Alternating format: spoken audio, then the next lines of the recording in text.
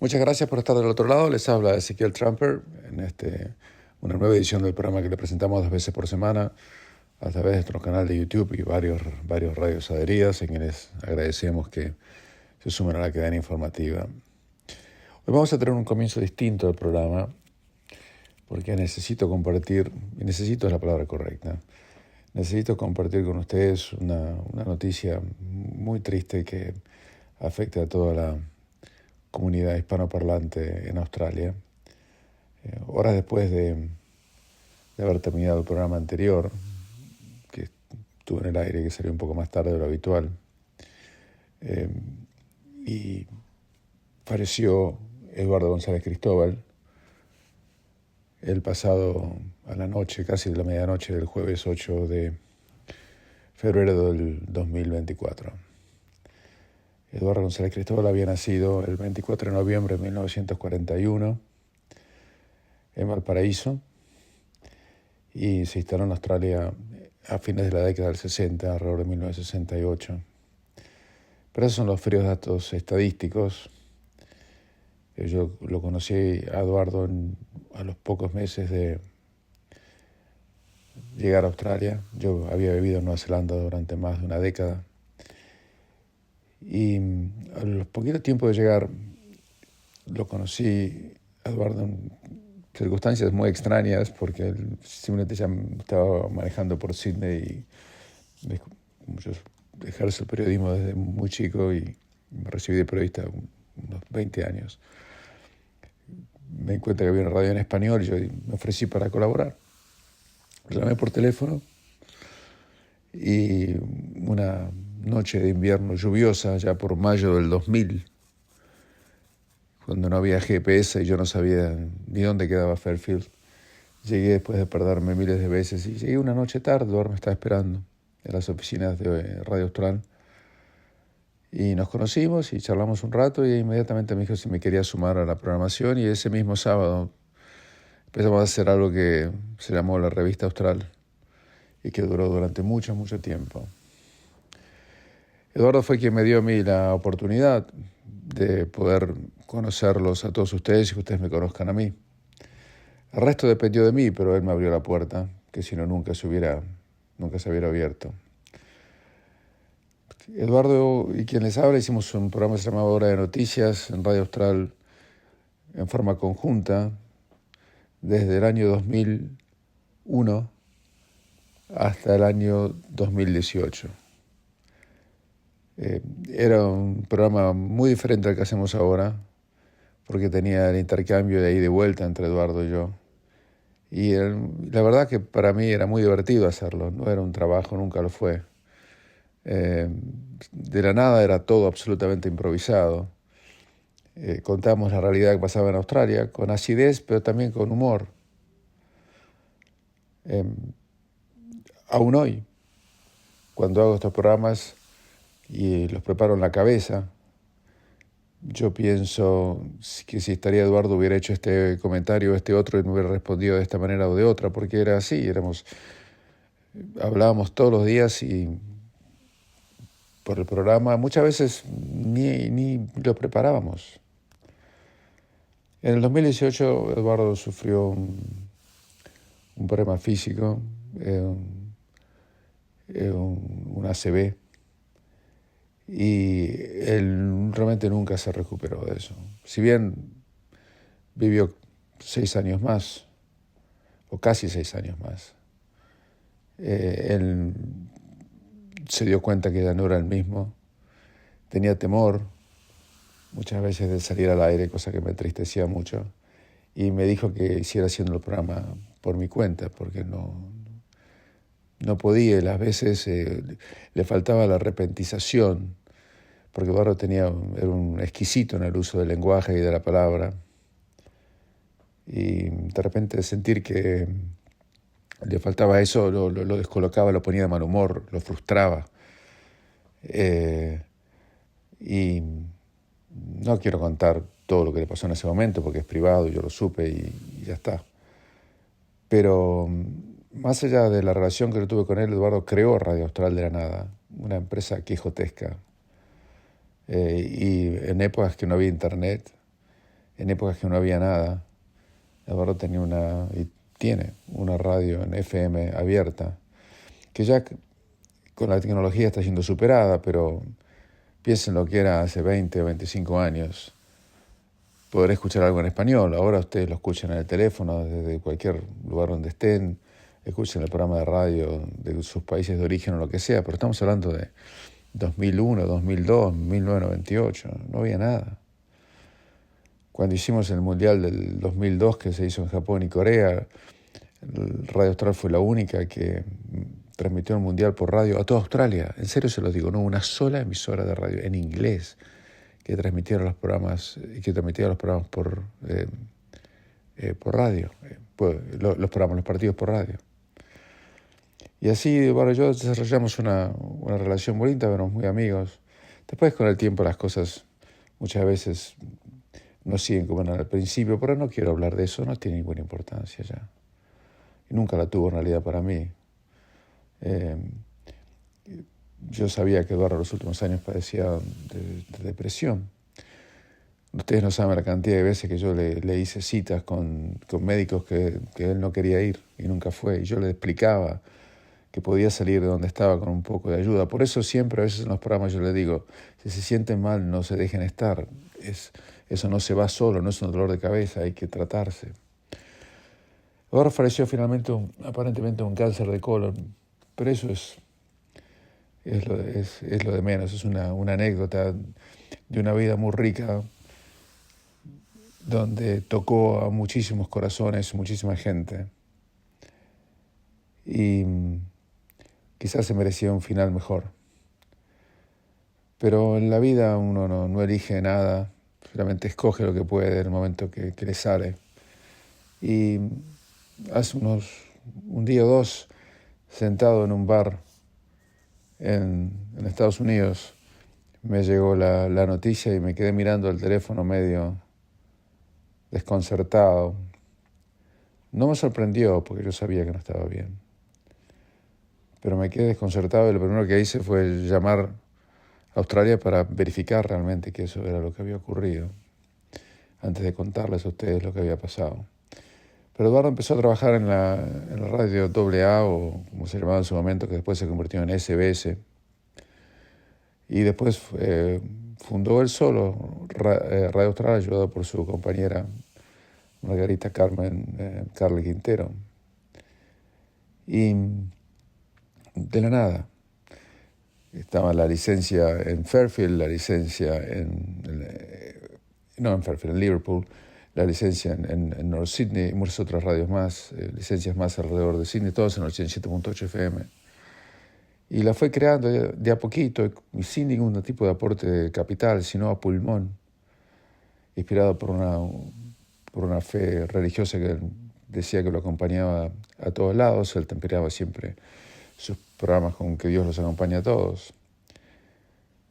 Y para mí realmente me tocó muchísimo que él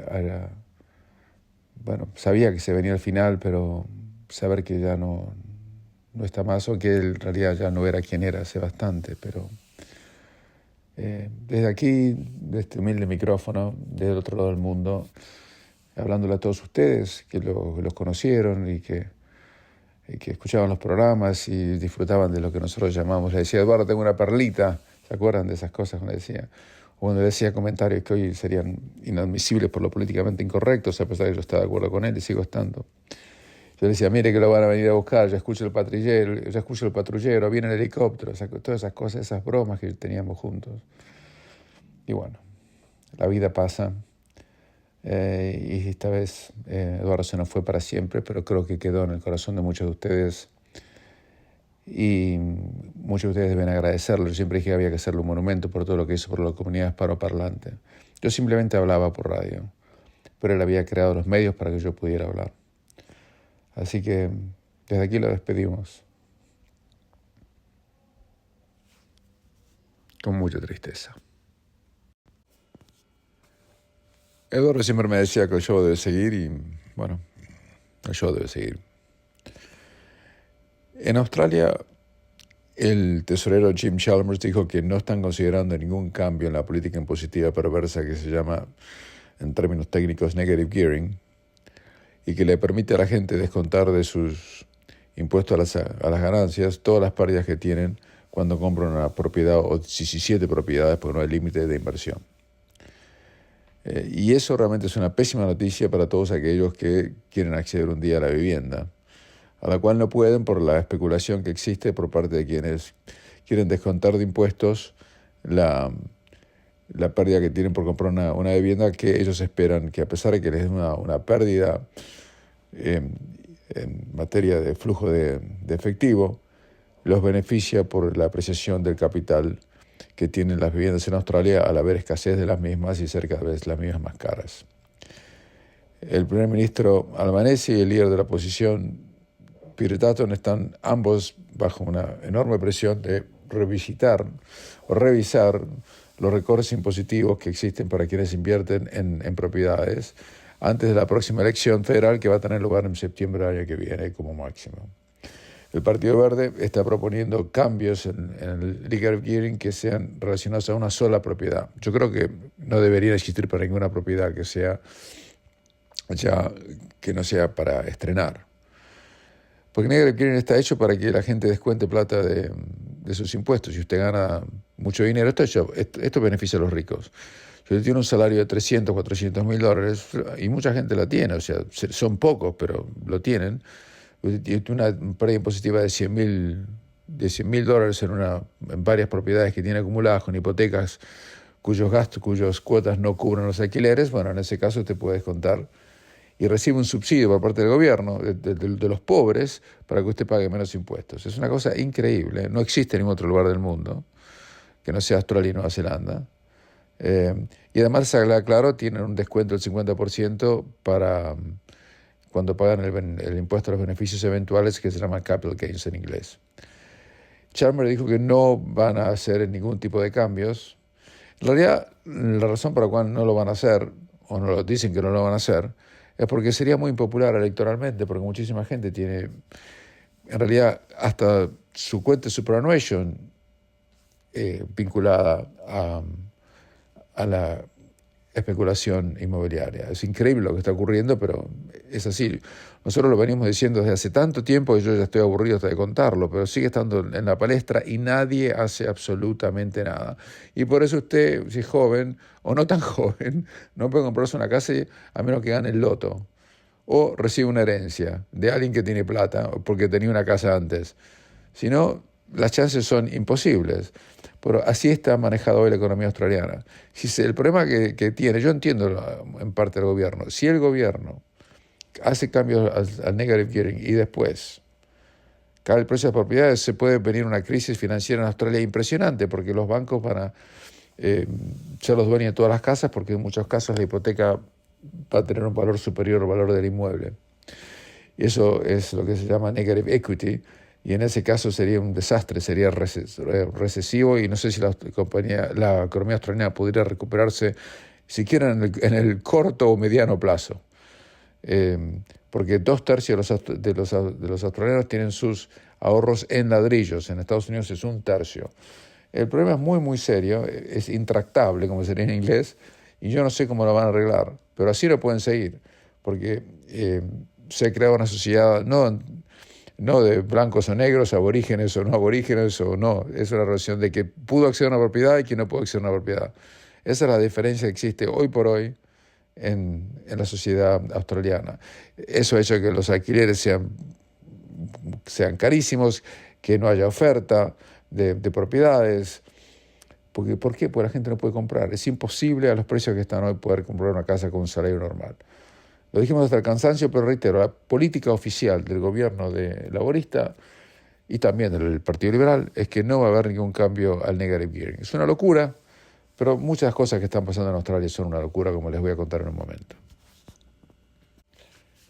En Estados Unidos hay una tremenda polémica porque el fiscal que estaba investigando si el presidente Joe Biden había cometido ilícitos en retener información privilegiada después de haber sido vicepresidente de los Estados Unidos, dijo en un informe publicado a todo el mundo que en realidad hubo violaciones, pero que no quiere o no recomienda que Biden sea juzgado porque es un hombre muy frágil que padece de lapsos importantes en su memoria, que no se acordaba ni en qué año había fallecido su propio hijo, y que es un hombre que no está en condiciones de afrontar un juicio porque no tiene la capacidad mental como para poder ser juzgado. El problema es que si no tiene la capacidad mental para afrontar un juicio, ¿cómo tiene la capacidad mental para ser presidente? Y hoy en día, en Estados Unidos y en todo el mundo, legítimamente se está diciendo si Biden realmente puede continuar en el cargo o no. Porque esto no lo dijo un líder de la oposición, no lo dijo Trump, lo dijo ni más ni menos que un fiscal independiente que estaba investigando si podía o no Biden ser llevado a juicio por violaciones. Sí, hubo violaciones, pero no tiene capacidad jurídica o mental para poder afrontarlas. Al mismo tiempo, Trump está afrontando los mismos cargos de violaciones por haber resguardado información confidencial que no le pertenecía y lo quieren llevar a la corte. Biden dice que en realidad él colaboró y Trump no, pero esos son detalles con la investigación, pero esos son detalles. En realidad que Trump está en condiciones para ser llevado a juicio, pero el tema es el siguiente: si Biden no puede ser llevado a juicio, entonces no puede ser presidente. El fiscal se llama Robert Hur y fue puesto en el cargo como Special Prosecutor por el Departamento de Justicia. Y en este momento hasta Hillary Clinton, que siempre apoyó a Biden, dice que es un tema absolutamente legítimo tener en cuenta la edad de Biden. Aparentemente lo que se está diciendo es que la mujer de Biden, Jill Biden, que tiene 77 años, pero no tiene ningún problema de memoria, ha dicho o se dice que ella es la que está gobernando. Si es así, es completamente inapropiado. Además, todo el staff que lo rodea a Biden obviamente no quiere dejar el cargo, porque si lo deja, si Biden se va, ellos se tienen que ir también. Y el tema es pero muy complejo, porque si Biden se va, ¿a quién tienen para poner como candidato? Ya las primarias están agotadas. Él tendría que hacer un renunciamiento público y que el partido escoge un nuevo candidato. Kamala Harris, la su vicepresidenta actual, es muy impopular.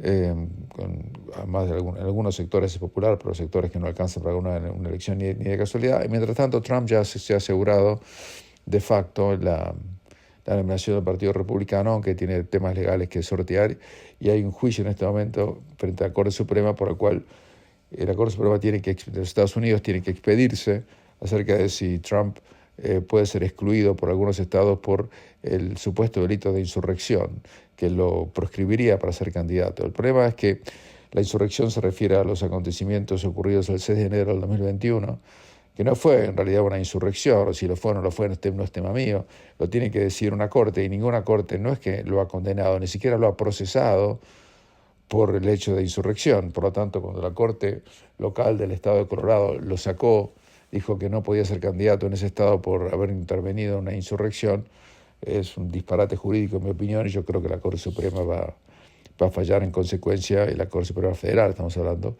y Trump va a poder presentarse. Pero es un lío realmente descomunal y no inspira absolutamente ninguna confianza. Biden encima tuvo la muy infeliz idea de dar una conferencia de prensa después del anuncio del fiscal, y muy enojado dijo que él estaba bien de la memoria, que se dejaran de bromar, que se acuerde de todo, que esto, que lo otro.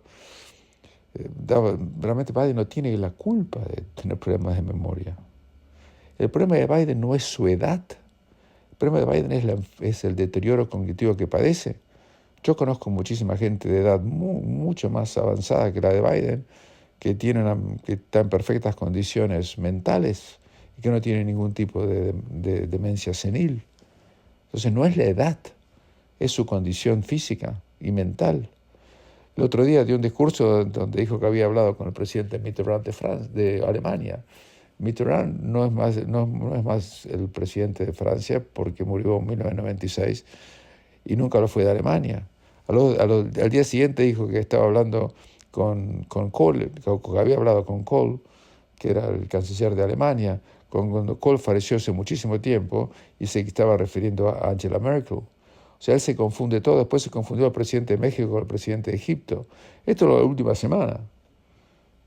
Y son claros signos de deterioro cognitivo. No debería estar en este momento exponiéndose a esto. Y yo creo que los primeros que tendrían que sacarlo justamente es su familia. Contrasten esto, es una asociación libre de mi parte.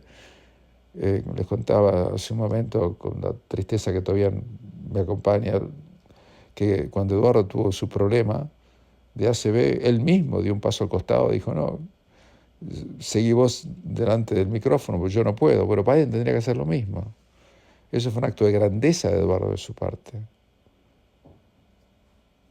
Un acto de grandeza es la palabra correcta. Un acto de decir, bueno, hasta aquí llegué, yo más no puedo. Y Biden tiene que él decirse lo mismo.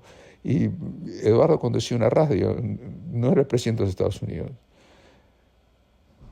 No quiero mezclar una cosa con la otra, pero le estoy tratando de decir la crueldad de la familia que lo rodea a Biden, que lo quieren dejar expuesto allí, a este hombre que obviamente tiene problemas serios, visibles, indisimulables, y continúa allí.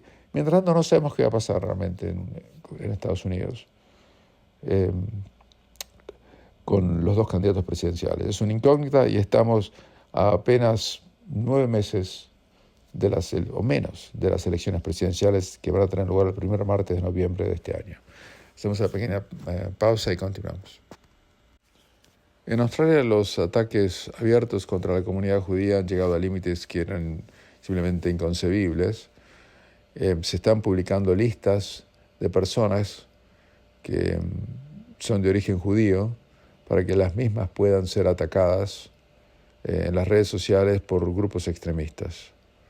En algunos barrios de Melbourne, los judíos se están mudando a otros barrios, está reportado en todos los diarios, porque no pueden soportar los ataques que reciben los barrios donde viven y se van a barrios donde tienen supuestamente más protección por ahora.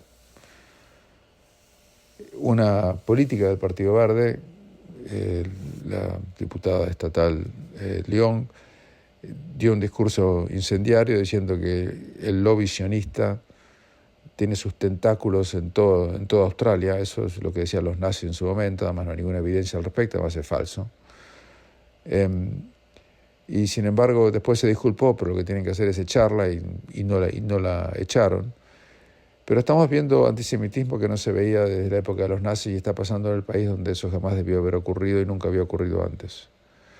Y hoy los judíos que viven en Australia tienen temor de practicar su religión en forma abierta y están sufriendo ataques y escraches aún en redes sociales. Incluso aquellos que no mantienen una posición absolutamente pasiva ante todo esto. Hubo filtraciones de grupos de WhatsApp integrados por miembros de la comunidad judía, donde se les publicaron los nombres, los lugares donde residen, las redes sociales que mantienen, o sea, toda su identidad. El Business Council of Australia dijo que no hay ningún tipo de lugar en Australia para intolerancia en nuestra comunidad, etcétera, etcétera. Pero son todas palabras vacías. Acá el gobierno no hace absolutamente nada para reprimir, disciplinar y llevar a la cárcel a quienes están haciendo esto. Todas estas son violaciones legales, una tras otra. Y sin embargo no pasa nada. El gobierno habla pero no hace. Y cuando uno habla pero no hace, está condonando y de una manera incentivando. Hay una firma, por ejemplo, que está representando a más de 600 judíos que fue blanco de un ataque simplemente por tener un grupo de WhatsApp donde intercambiaban ideas acerca de lo que estaba pasando. Hay negocios donde se encuentran esvásticas puestas en la pared. Eso nunca había pasado, nunca debió ocurrir. Restaurantes en el sudeste de Melbourne, por todas partes. Y lo inconcebible de esto que está ocurriendo después de que Israel sufrió su peor ataque en vidas humanas desde su creación en 1948. Y en vez de eso haber provocado algún tipo de simpatía, provocó todo lo contrario, provocó deseos de más muerte, más violación y más venganza. ¿Dónde están los grupos feministas que se han quejado, como se quejan habitualmente, por cualquier violación y demás, cuando se sabe que todos los que entraron, o casi todos los que entraron a matar como único objetivo en Israel en el 7 de octubre, violaron a centenares de mujeres jóvenes y no tan jóvenes. ¿Cómo puede ser todo eso? Bueno, eso es lo que está ocurriendo. Es inconcebible, ya no tengo más palabras para describirlo, pero el tema es que está ocurriendo, el gobierno no hace nada porque hasta que no pongan a 10 tipos presos por haber violado esto, hasta que la policía realmente no use la ley que tiene a su disposición, bueno, realmente estamos en una situación realmente desesperante para aquellos que quieren vivir en paz, practicar su religión y no ser endilgados culpa por algo del cual, piensen lo que piensen, ellos no tienen individualmente nada que ver. Hacemos una pequeña pausa y continuamos. El fútbol sigue y quiero contarles dos cosas que no son eminentemente futbolísticas, pero tienen que ver directamente con el fútbol. En España hay un grupo que se llama el Girona. El Girona perdió con Real Madrid el último fin de semana, pero está segundo en la tabla de posiciones por arriba del Atlético de Madrid y el Barcelona. Pero le voy a contar una cosa. El Girona es propiedad, o el 50% de las acciones más o menos es propiedad del grupo que maneja el Manchester City en Inglaterra, que ganó también el último fin de semana con 2 goles de Haaland cómodamente y está intercambiando primero y segundo con el Liverpool en la tabla. El tema es que hay una disposición en las reglas de UEFA donde dicen que si un equipo está manejado por el mismo grupo económico, no puede participar en una competencia donde tienen otro equipo. Si el Girona termina segundo en la tabla española y el City termina tercero en la tabla inglesa, eso significa que el City quizás no podría participar en la próxima Champions League. O al revés. Es absurdo, no que no puedan participar, es absurdo que esto pueda ocurrir, en el sentido de que un mismo grupo económico compre equipos en todo el mundo. Ya tienen, no sé si 13 o 18 equipos en el City en todo el mundo, incluido el New York City, el Melbourne City, el Girona, creo que hay un equipo en Uruguay. Esto no puede continuar así, porque además hay una cosa, el City, que ha ganado 5 de los últimos 6 campeonatos en Inglaterra, está siendo investigado por 115 violaciones a las reglas del fair play financiero. Tanto el Everton como el Nottingham Forest y otros equipos más han dicho que sí, que violaron estas reglas y por lo tanto no aceptaron las sanciones, pero el City dice que no las violaron.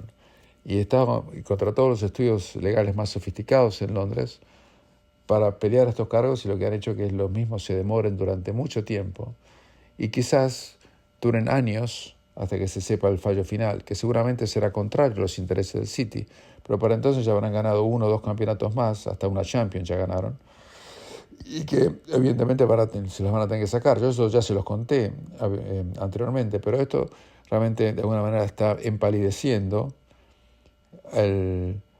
la legitimidad del fútbol. ¿Cómo puede ser que el City tenga 28 jugadores de primera línea? Y después, ¿cómo puede el Manchester United o el Liverpool o cualquier otro equipo competir con ellos si ellos cumplen la ley y ellos no? Porque dinero tienen para comprar más jugadores, si no compran más es porque no pueden. Para comprar jugadores tienen que comprar jugadores que entren dentro del presupuesto que se les asigna bajo las reglas del fair play financiero, que dice que no se puede gastar más de lo que se recibe, etcétera. Eso es mucho más complicado que eso, pero no vamos a entrar en tecnicismos. Entonces estamos realmente, el mundo se está enfrentando a un monopolio casi de un grupo árabe de Abu Dhabi que está comprándolo todo. Y ojo que todavía no ha entrado la gente de Arabia Saudita en serio, porque ahí sí que la cosa se va a poner aún más complicada. Ya sabemos que el PSG es propiedad de Qatar. En algún momento van a tener que cortar el nudo Jordano, porque si no el fútbol se va a convertir en algo bastante menos atractivo de lo que es ahora. Y además, lo bueno del fútbol es que es un deporte plano. Cualquiera le puede ganar a cualquiera. Ahora, hoy no cualquiera le puede ganar a cualquiera. Si yo tengo 28 jugadores de primera línea y el otro equipo no puede comprar más de 15. Discúlpenme, pero es así. Así nos vamos despidiendo en este muy triste programa que tuvimos que presentarle por lo que les dije al principio. y le quiero dedicar este programa bueno, obviamente a la memoria de Eduardo, a su viuda, Margarita Carmen Carle Quintero, y a sus 3 hijos, 2 de los cuales sé que siempre lo acompañaron. Será hasta la próxima.